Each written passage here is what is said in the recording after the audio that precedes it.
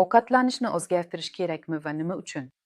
Men har doim ayol homiladorlikdan oldin to'g'ri va to'liq ovqatlanish kerakligini aytaman. Kelajakdagi onaning ovqatlanishi bolakayning sog'ligi va rivojlanishiga bog'liq bo'ladi. Nega homiladorlikni rejalashtirishda to'g'ri ovqatlanish juda muhim? Ratsion, uning kaloriyaliligi va foydali moddalarga boyligi bu sog'liqqa juda jiddiy ta'sir qiladigan omil. To'g'ri ovqatlanish va sog'lom turmush tarzi butun organizmga juda ijobiy ta'sir ko'rsatishi, uning resurslarini oshirishi va tayyorgarlikdan keyingi mas'uliyatli homiladorlik va tug'ruq davriga kuch berishi mumkin. Eng asosiysi, muvozanatli ratsion homilador bo'lish ehtimolini o'zi ham oshiradi.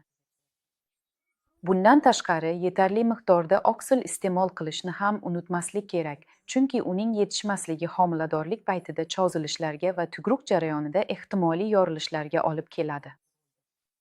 Xulosa qilib aytaman, agar siz homiladorlikdan oldin ham muvozanatli ovqatlangan bo'lsangiz, hech narsani o'zgartirish shart emas.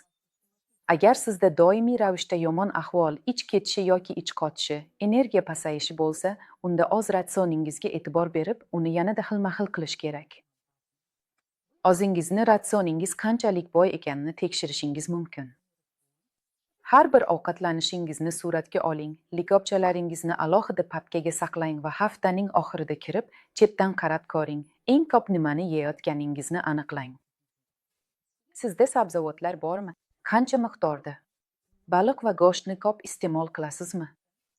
Va bunday oddiy usul sizning ovqatlanishingizni va qaysi yo'nalishda o'zgartirishingiz kerakligini va tushunishga yordam beradi.